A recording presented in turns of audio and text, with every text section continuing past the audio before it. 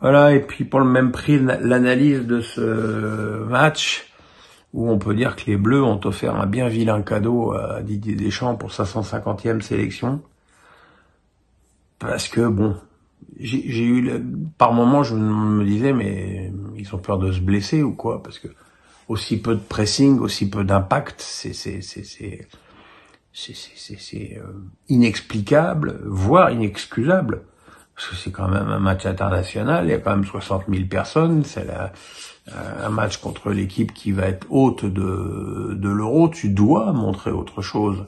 Alors c'est vrai, il y a des absents, un et surtout un, mais enfin bon, avant de parler de Griezmann, il faut aussi parler de Konaté, qui est pour moi la pierre centrale de l'édifice défensif des Bleus, et Coman, qui est quand même plus efficient que Dembélé à ce niveau-là. Mais évidemment, l'absence d'Antoine Griezmann a été terrible parce que t'avais trois milieux quasiment avec les mêmes profils. Chouameni, Rabiot, Zahir Emery, à 10 mètres près sur le terrain, c'est un petit peu la même chose. Et t'as pas ce joueur qui te bonifie des ballons, qui te permet de servir des attaquants. Parce que dans ce match-là, bien sûr que les attaquants ont été mauvais, mais ils ont pas eu de ballon non plus, quoi. Il faut aussi le reconnaître.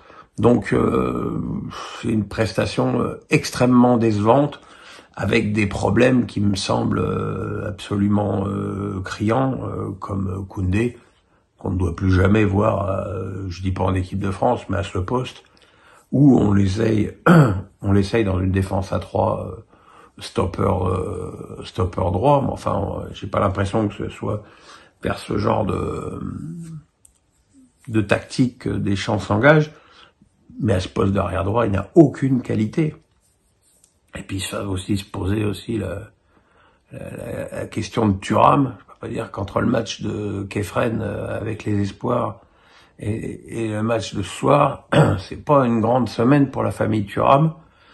Et même si Giroud a été aussi peu servi que les autres, il a quand même un peu plus pesé sur le